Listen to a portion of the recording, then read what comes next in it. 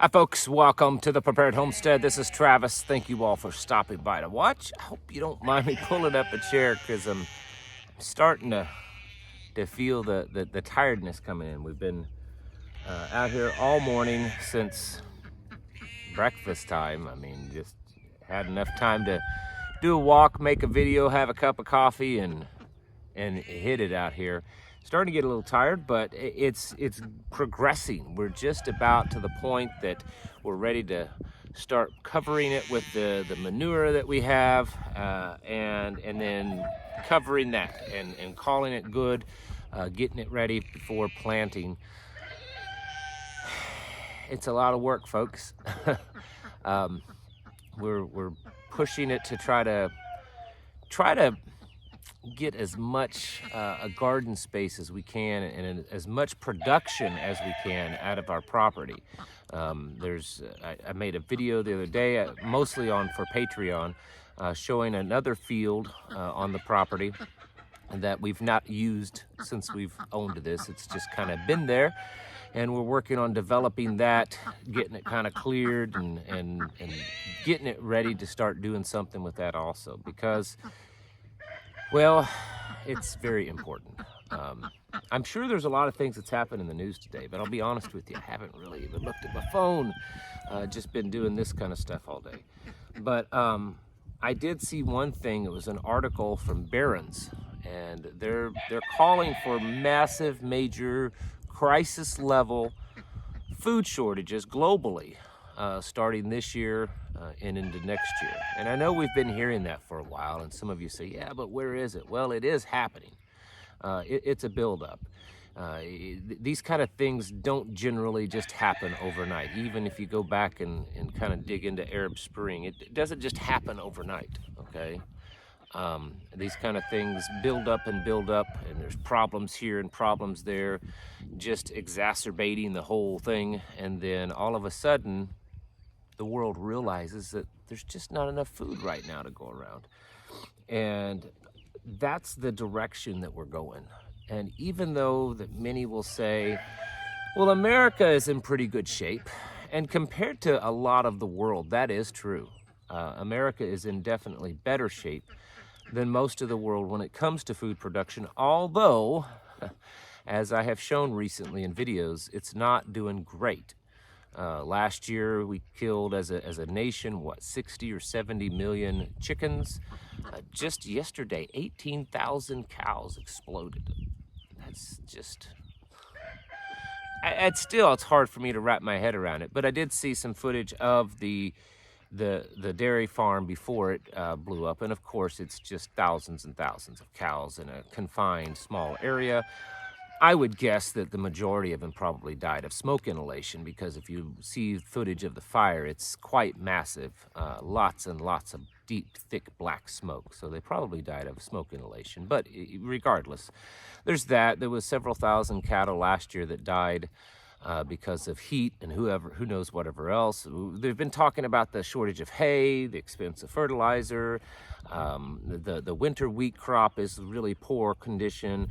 The spring wheat planting is the lowest it's been in like 5 decades. So yeah, it's going to be bad here in America too. And as always, America will most likely try to save the world by exporting a lot of our food to a lot of these countries, which we already have been. If you look at, Eastern Africa, the Horn there, Africa, we've been sending stuff over there. We'll be sending stuff all over the worse it gets, which means it's less for us. And then, of course, we have millions and millions of illegals coming in this country, and they're going to be, taking what we have and dividing it down even more. So the bottom line is the probability of things being a lot worse than you expect here in the U.S. even is very real. Yes, we are a prosperous nation, but it doesn't take as much as you think to make it where we don't have as much as we want, as much as we need. So you need to be getting out here and doing this. It's a lot of work. This morning, I'm sure you heard the the sheep and the goats, anytime they see me out here, they think that they have to eat. Even though they have plenty of food, they're certainly not starving. But they see me, and especially the goats, you know, they come running up to the fence crying because they're starving to death. But anyways, had a lamb born this morning, and we expect to be having, well, it's just that time of the year for us. Expect a few more still yet to come.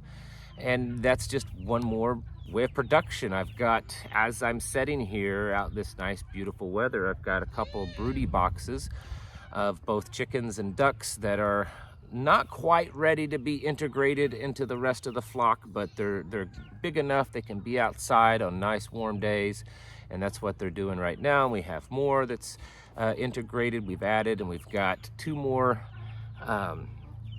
incubators inside filled with eggs that are, you know, working on hatching out. And so I'm not saying all this to brag by any means, because I assure you, from my perspective, we're not doing enough. We need to be doing more. I'm only telling you this as a means of encouragement that we have to start doing these things. And I assure you, we do this on a very small budget. We figure out ways to get it done without having to buy all the big stuff that most people think you have to do everything. We make a lot of stuff. We've got rabbits over here growing for their manure and stuff, and the cage was built by hand, my wife and I, out of scrap material around here. That's just the normal way of doing it. So don't think for a moment that you're just absolutely not capable. You can grow food in a 5-gallon bucket in your house or on your patio. You can have rabbits or chickens in your backyard. You don't need a big property to have sheep and goats. They're small, and they have small breeds that don't take a lot of space, and they're pretty easy to take care of. And gardening, you don't have to have a 15,000 square foot garden, but you know, you can turn your backyard into some raised beds, and you really need to be becoming pretty food focused. It's critical. This is, I worry that this is going to be a big problem for Americans, not because of the situation that we will eventually get into, but there's one of my turkeys running through the field, but because Americans have never really had to deal with this. And the last time we came close or really kind of had to deal with this was several generations ago, back in the 20s, really, between the Dust Bowl era and then into the Great Depression. And most of the people that experienced that are dead and gone.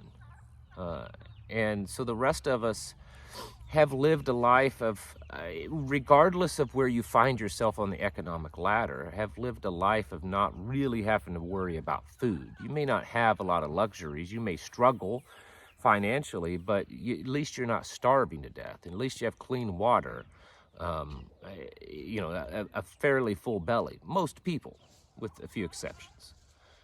And so I think because of that, because of the fact that Americans have just never really experienced that, it's going to hit us even harder. You know, you take countries that already struggle, and that at times they go through famines and they go through economic problems and food price problems. They're a little bit more accustomed to it, and they're a little bit more hardened and can handle it. America, not so much. Americans pay $8, $10 for a nasty coffee from a place that hates America, and they don't bat an eye. They don't bat an eye to go pay $30, $40, $50 or more for a meal somewhere. $10, $15 for fast food takeout. I mean, it's crazy. And we don't bat an eye. And that's going to change. I have a feeling that's going to change.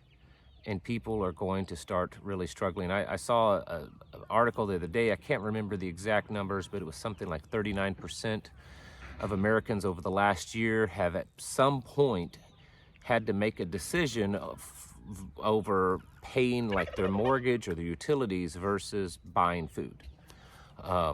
You know, they've been for the last few years spitting out more food stamp EBT money, and that came to an end this year. And we're just seeing harder and harder times when it comes to food. So I mean, some of you think, well, he's just out here doing his fear porn thing. You can do whatever, say whatever you want. I don't care. But this kind of stuff is what you need to be doing. And I'm only showing you a little bit because, well, that's all I show people. I'm not going to show you everything. I show you what I want you to see. Need to be getting out there and hitting it hard. This year, this has been an unusual year. I mean, usually getting this garden ready like that for planting, I'm struggling between torrential rains and cold weather, but my goodness, this week, I mean, look at the ground. It's actually pretty good condition, not sopping wet and swampy, which is usually what you have to deal with this time of the year. So if you're fortunate enough to have that kind of conditions, get out and take advantage of it. And if not, as soon as you can, take advantage of it and get your seeds bought and get your tools prepared and get your soil developed. And if you don't know how to do it, do some searches online. There's lots of videos that teach you how to grow a garden, and be patient. It takes time to learn. You're not gonna have a bountiful garden the very first year. You're not gonna put out a 10-foot by 10-foot garden and expect to exist out of it. It just doesn't work that way. It actually takes a lot of space to grow enough food to keep an entire family alive. It's a lot. It's a lot more than you think. And you need to be pushing it to the extremes, really, when it comes to food production. Chickens, ducks, I think ducks are the perfect homestead animal. Personally, they produce eggs, they're extremely self-sufficient. They get to butcher weight maturity faster than a chicken, about half the time. And they don't destroy your garden, which chickens can. If they get in there, they can tear it up, and ducks don't. They like to go through and look for bugs. And in fact, there's one right here, about 3 foot. I don't know if you'll be able to see her if she comes past the camera here, but there she is right there. I think that they're one of the most perfect homestead animals because they're easy to raise, and you get meat out of them, you get eggs out of them, and their eggs are high quality eggs, very nutritious. But there's other animals that you can do: turkeys and chickens and geese and rabbits and goats and sheep and cows and everything else. Start producing, learn to forage, learn to optimize your property. Don't worry so much about your property looking like something out of a country living magazine or something like that. Where I'm setting right now, last year and up until this year, about where that tiller is setting over was the garden. And where I'm sitting here was a nice little grassy area. We'd have some chairs sitting out here. We'd sit and look at the garden and work in it. It was nice and beautiful and grassy right here. And we decided that it's going to be hard to eat grass, so we're going to turn it into more food. And that's what we're doing. And that's what all this work that I'm doing over the last few days is. And you need to be doing that kind of stuff too. Push it to the limits. What's the worst thing that's going to happen? You put all that work in and the garden doesn't do that great. You put all that work in and you have all this food and things aren't as bad as I say, and then you've got a bunch of food, okay? So you save money at the grocery store, or you give it to friends, or you donate it to charity or something like that. What's really the negative? Tell me where the real negative is of putting out a bigger garden. Because to me, it's therapeutic. I mean, I've never been to a therapist, but I can imagine in my mind that doing this is way more healing than probably going to a therapist, at least for me. And I know many of you too. Get out there and take it seriously and produce lots of food. Produce food in your garden, produce it on your homestead, in your backyards, whether it's animals or in your home, in your garage, in your basement, on your balcony, your back porch, your front porch, wherever you can. Become less dependent. That's really the most important thing, is that you're not highly dependent upon a system that is extremely fragile and it's collapsing. It's time to get your houses in order and to prepare mentally, physically, and spiritually. Thank you for watching, and I'll catch you in the next video. Folks, we are living in uncertain times where chaos seems to be around every corner. With wars and rumors of wars, economic collapse, pandemics, and more, we should strive daily to become more prepared mentally, physically, and of course spiritually. Please check out My Patriot Supply for all your preparedness needs. My Patriot Supply offers Ready Hour food, Alexa Pure water filters, and many other emergency and survival products. My Patriot Supply is an American-owned company, run by Americans producing American-made food. Emergency food from My Patriot Supply has a 25-plus year shelf life. It's simple to fix and delicious to eat.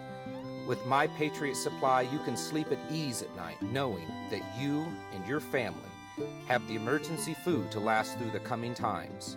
To find out more, click on the link in the description below or go to preparewithtravis.com.